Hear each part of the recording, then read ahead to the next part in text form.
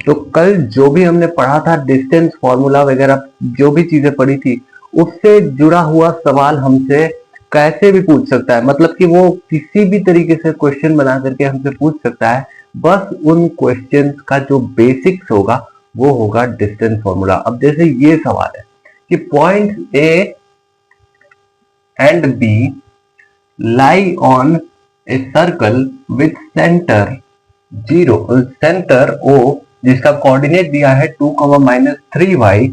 Find the value of y, hence find the radius of the circle. यानी कि एक circle है, इस पे दो पॉइंट्स लाई कर रहे हैं, कहीं पर भी आप ले सकते हो। दो पॉइंट्स आपने मान लो कि ये कोई पॉइंट ले लिया ए और ये कोई पॉइंट ले लिया बी, ठीक। ये पॉइंट और ये पॉइंट, ये दोनों पॉइंट्स जो है एक सर्कल पर लाई कर रहे हैं और हमको फाइंड करना है, y की वैल्यू फाइंड करनी है और रेडियस फाइंड करना है अगर सर्कल का जो सेंटर है वो O है, ठीक है। और O के कोऑर्डिनेट्स दिए हुए हैं हमें 2, -3y। B के कोऑर्डिनेट्स दिए हुए हैं हमें 5, 7 और हमें A के कोऑर्डिनेट्स दिए हुए हैं -1, y। इस तरीके के सवाल वो पूछ सकता है। इसमें थोड़ा सा हमें दिमाग लगाने की जरूरत है और दिमाग लगा करके, मतलब बेसिकली इसमें डिस्टेंस फॉर्मूला का ही काम है, ठीक है, बाकी कुछ काम है नहीं। बस थोड़ा दिमाग लगाना है कि देखो यहां से अगर मैं कोई लाइन खींचूं बी पे और यहां से कोई लाइन खींचूं मैं ए पे, तो ये दोनों क्या कहलाता है, इस सर्कल का रेडियस कहलाता है, ठीक है। यानी कि OB और OA radius of this circle होगा और इस सर्कल का जो रेडियस होगा वो तो हमेशा बराबर होगा। तो OB is equals to OA हो जाएगा। अब यहां से OB का square is equals to OA का स्क्वायर हो जाएगा, ये हो जाएगा।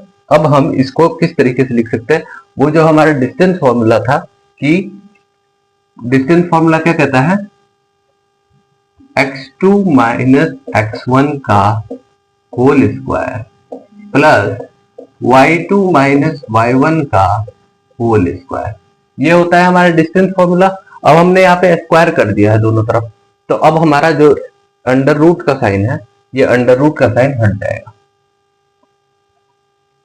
अब हम इसको लिखेंगे OB डिस्टेंस को, ठीक है। OB डिस्टेंस का स्क्वायर क्या हो जाएगा, x2 - x1 का होल स्क्वायर यानी 5 - 2 का स्क्वायर प्लस 7 - -3y, 7 - -3y इसका square is equals to OA का स्क्वायर, OA का स्क्वायर मतलब 2 - -1, 2 - -1 का square plus -3y minus y का होल स्क्वायर, ये हो जाएगा। अब यहां से हमको y की वैल्यू निकालनी है, तो ये हो जाएगा हमारा 3 का स्क्वायर प्लस ये हो जाएगा हमारा 7 माइनस प्लस 3y का स्क्वायर, ठीक, प्लस ये हो जाएगा हमारा माइनस प्लस, तो ये हो जाएगा 3 का स्क्वायर बीच में इक्वल्स टू होगा प्लस ये हो जाएगा हमारा -4y का होल स्क्वायर, ये हो जाएगा। अब 3 स्क्वायर से 3 स्क्वायर कट जाएगा यहाँ पर। अब ये कितना आ जाएगा हमारा, ये हो जाएगा 7 का स्क्वायर यानी कि 49 plus 9y square plus 42y, 42y, ठीक है, क्योंकि a प्लस बी का होल स्क्वायर होता है a square plus B square plus 2ab, ठीक है। तो ये हो गया। अब ये हो जाएगा हमारा -4y का स्क्वायर हो जाएगा 16y स्क्वायर, ठीक है, ये हो गया हमारा। अब ये एक क्वाड्रेटिक बनेगी अगर हम 16y को इधर लेकर के आए या फिर सारी चीजों को उधर लेकर के जाए तो हमारा एक क्वाड्रेटिक इक्वेशन बनेगा जो कि होगा ये वाला पूरा पॉइंट हो गया 0, सबको हम इधर लेकर गए, तो ये हो जाएगा 16 माइनस 9, 16 माइनस 9 होता है 7y², 16 माइनस 9 7, ठीक है, माइनस 42y और माइनस 49।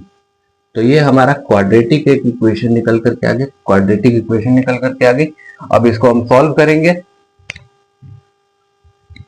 अब मेरे को इस सर्कल की कोई खास जरूरत है नहीं, ठीक है, तो मैं इसको मिटा रहा हूं। अब ये हमारा क्वाड्रेटिक इक्वेशन निकल करके आ गया, इसको हम सॉल्व करेंगे इस तरह है।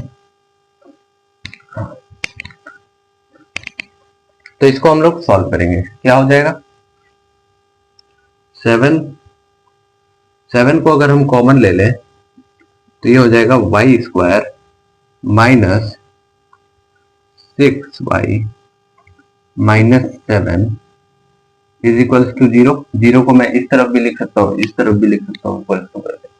तो ये मेरा 7 जो है ये नीचे चला जाएगा, तो ये ऑटोमेटिकली मेरा कट जाएगा। तो ये हो जाएगा मेरा y² minus 6y plus 7 minus 7 is equals to 0। ठीक है, तो इसको अगर मैं लिखने जाऊं तो मैं क्या लिखूंगा, इन दोनों, इसको कुछ इस तरीके से तोड़ना है कि इसका जो सम है वो बीच वाला आए और ये हमारा इसका जो प्रोडक्ट है वो 7 आए। तो ऐसे में तो नहीं टूटेगा, ऐसे में तो नहीं टूटेगा। तो हम यहाँ पर लगाएंगे सीधा चारे फॉर्मूला और यहाँ से हमारा y निकल करके आ जाएगा माइनस बी मतलब कि 6 plus minus root under b² यानी कि 36 b² माइनस 4ac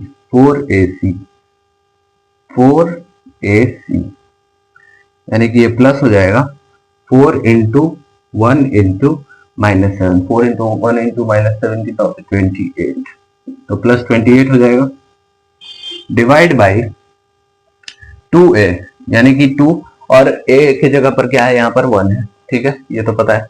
अब हम यहाँ पर लिख देंगे 6 प्लस माइनस रूट अंडर, ये कितना हो जाएगा, इसको अगर कैलकुलेट करोगे तो 64 आएगा और नीचे 2 आ जाएगा।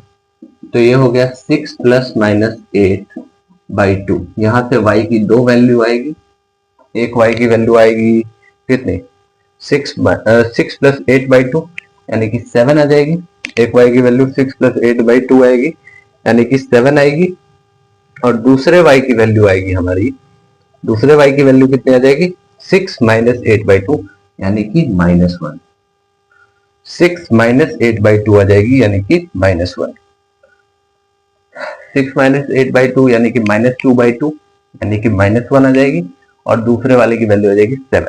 ठीक है, तो y की दो वैल्यू हमने पता कर ली, तो ये हमें पता चल गया। ठीक है, अब देखो हमारा जो रेडियस था, हमारा रेडियस हमारा था OB या OA में से कोई भी, OB या OA में से कोई भी हमारा रेडियस था, लेकिन हमारा जो y का वैल्यू है वो हमारा 2 ठो आ रहा है। ठीक है, y का वैल्यू अगर हमारा 2 ठो आ रहा है, इसका मतलब क्या हुआ मैं आपको बताता हूं। y की वैल्यू अगर 2 आ रही है, इसका मतलब है जो हमारा यहाँ पे सर्कल बना हुआ था, इसका जो सेंटर था O जो था उसका कोऑर्डिनेट क्या था, 2, -3y। ठीक है, तो इसका सेंटर एक्चुअल में क्या होगा, क्योंकि y का 2 वैल्यू आ रहा है तो y इस सेंटर का 2 कोऑर्डिनेट आ सकता है, 2 कोऑर्डिनेट यानी कि एक तो आ जाएगा 2, -3 इंटू -1, क्योंकि y की वैल्यू जो है हमने -1 अगर पुट की तो ये आ जाएगा कितना, 2, 3, ये हमारा पहला सेंटर हो जाएगा। और एक और सेंटर आ सकता है, पहला केस है केस 1, और एक और आ सकता है केस 2, यहां पर हमारा आ सकता है 2, -3 इंटू 7।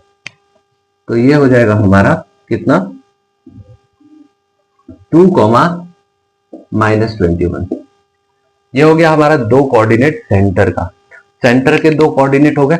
अब ये सेंटर का कोऑर्डिनेट हुआ, हमें निकालना है, हम इस वाले को यूज करके कोऑर्डिनेट से सेंटर के कोऑर्डिनेट से लेकर के हम किसी पॉइंट के कोऑर्डिनेट के बीच में, यानी कि दो पॉइंट्स के बीच में हम डिस्टेंस पता लगा सकते हैं डिस्टेंस फॉर्मूला की मदद से। ठीक है, तो यहां पर हम क्या करेंगे, OB को यूज करेंगे, OA को ना यूज करके, क्योंकि उसमें अगेन हमको y की वैल्यू 2 बार पुट करनी पड़ेगी, तो उसको यूज करने के जगह पे हम लोग OB को पुट करेंगे, क्योंकि OB जो है वो हमारा कांस्टेंट यहाँ पर है। ठीक है, तो हम इसको यूज करेंगे, थोड़ा सा हम लोग मकारी करेंगे, काम चोरी करेंगे यहाँ पे। ठीक है, तो OB अगर हमको पता लगाना है, OB अगर हमें पता लगाना है तो रूट अंडर, ये हमारा पहला पॉइंट ये है और दूसरा पॉइंट ये है, दोनों के बीच में हमें डिस्टेंस पता लगानी है, तो x2 माइनस x1 का square plus y2 minus y2 का स्क्वायर, तो ये कितना हो जाएगा, रूट अंडर 3 का स्क्वायर प्लस 4 का स्क्वायर, जो हो जाएगा रूट अंडर 25, यानी कि 5 यूनिट्स। यहां से हमारा रेडियस निकल करके आ गया 5 यूनिट। और केस 2 में हमारा सेंटर ये वाला है, हमारा सेंटर केस 2 में ये वाला है। अब इसको मैं हटा रहा हूं,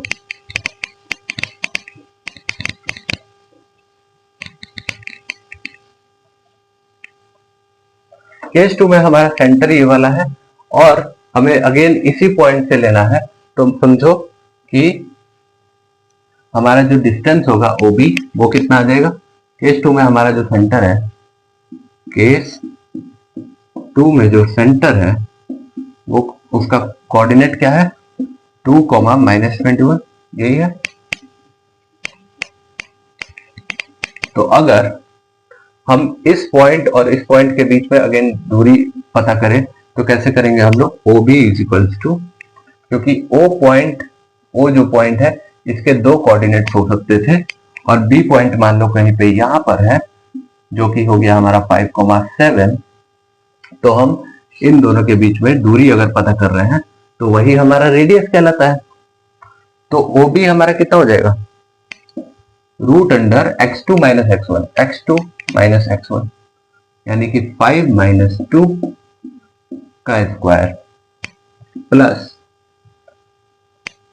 -21 -7 का स्क्वायर। ठीक है, ये हो जाएगा। तो यहां से हम लोग लिख सकते हैं ये 9 हो जाएगा, यानी कि 3 का स्क्वायर हो जाएगा, 3 का स्क्वायर, और ये हो जाएगा हमारा 28 का -28 का स्क्वायर। ठीक है, ये हो जाएगा 3 का स्क्वायर और ये -28 का स्क्वायर, बिल्कुल सही है, ये सारी चीजें सही है, यहाँ पर ये सही है, ये सही है। 2, -21 था क्या, हाँ ठीक है, ठीक है। तो ये हो जाएगा हमारा, इसको हम कैलकुलेट करेंगे तो ये कितना आ जाएगा, 9 + 28 का स्क्वायर कितना होता है, 28 × 28 अगर हम करें तो 8 8 64, 8 2 16 और ये 22 हो जाएगा, और ये हो जाएगा 56 हो जाएगा, तो ये हो जाएगा 784, हाँ ठीक है, तो 784 हो जाएगा ये। तो यहां से हमारा कुछ अजीब सा आएगा, ये तो मुझे लगता है ये कुछ अजीब आएगा। 5 - 2 बिल्कुल सही, ठीक है। तो यहां से हमारा कुछ आएगा 7, ये हो जाएगा 793 रूट अंडर 793 यूनिट्स आ जाएगा, और इसको जब हम लोग सॉल्व करेंगे तो कुछ हमारा आ जाएगा।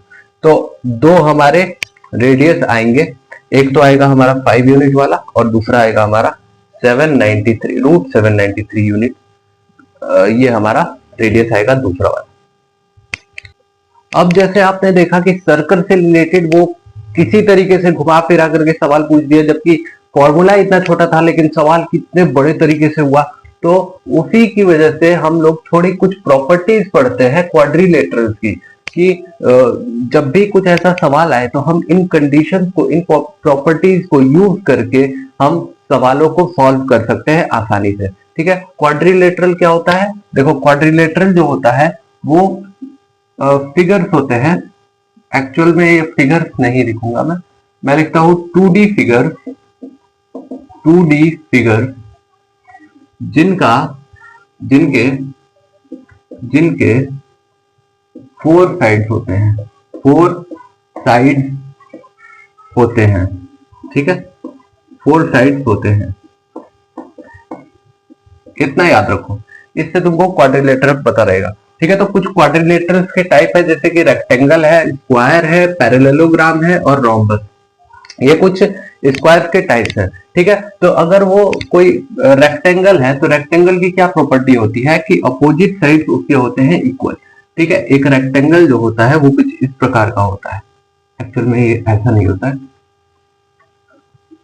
बिल्कुल सीधा होता है, इस प्रकार का। ये एक रेक्टेंगल है। ठीक है, इसके अपोजिट साइड्स क्या होते हैं? इक्वल होते हैं। इक्वल साइड्स के लिए हम ऐसा साइन लगाते हैं। ठीक है, और ये इक्वल होता है, तो ये दोनों इक्वल है तो सेम साइंस लग गए, और ये दोनों इक्वल है तो सेम साइन लग गए। और क्या होता है इसमें? डायगोनल इक्वल होते हैं। डायगोनल क्या होता है? इस पॉइंट से लेके इस पॉइंट को अगर हम मिलाएं और इस पॉइंट से लेके इस पॉइंट को हम मिलाएं तो ये दोनों हमारा क्या होगा? इक्वल। ठीक है, ये हमारे इक्वल होंगे। यानी कि अगर वो एक रेक्टेंगल है तो रेक्टेंगल का अपोजिट साइड इक्वल होता है और डायगोनल इक्वल होते हैं। ठीक है, फिर हमारा स्क्वायर अगर है तो सारे उसके साइड इक्वल होंगे और डायगोनल्स क्या होंगे? इक्वल होंगे।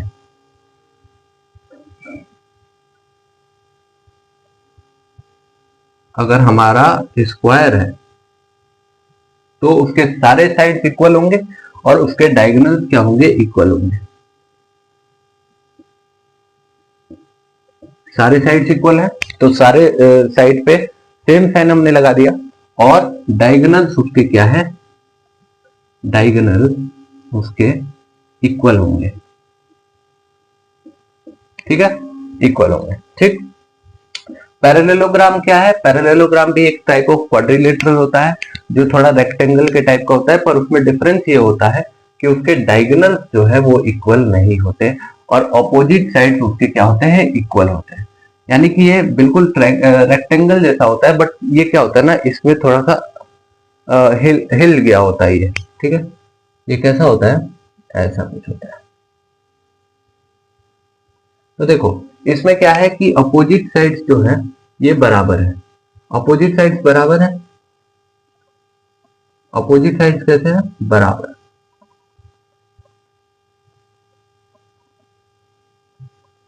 अपोजिट साइड्स इसमें होते हैं बराबर। ठीक है, थोड़ा सा स्केल का दिक्कत है, बाकी अपोजिट साइड्स बराबर होते हैं। और इसमें जो डायगोनल है ये वाला, देखो ये वाला डायगोनल बहुत ज्यादा बड़ा होगा और ये वाला जो डायगोनल होगा वो थोड़ा छोटा होगा। ठीक है, तो ये जो है ये दोनों डायगोनल्स जो होते हैं वो सेम नहीं होता है।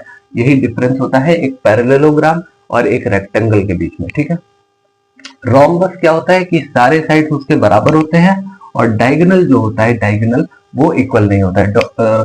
रोम्बस थोड़ा थोड़ा स्क्वायर की तरह ही होता है, जैसे पैरेललोग्राम जो होता है वो एक रेक्टेंगल जैसा होता है, वैसे ही जो रोम्बस होता है वो थोड़ा थोड़ा स्क्वायर की तरह होता है, लेकिन इसके सारे साइड्स इक्वल होते हैं, जैसे स्क्वायर के सारे साइड्स इक्वल होते हैं, पर इसका जो डायगोनल है वो इक्वल नहीं होता है।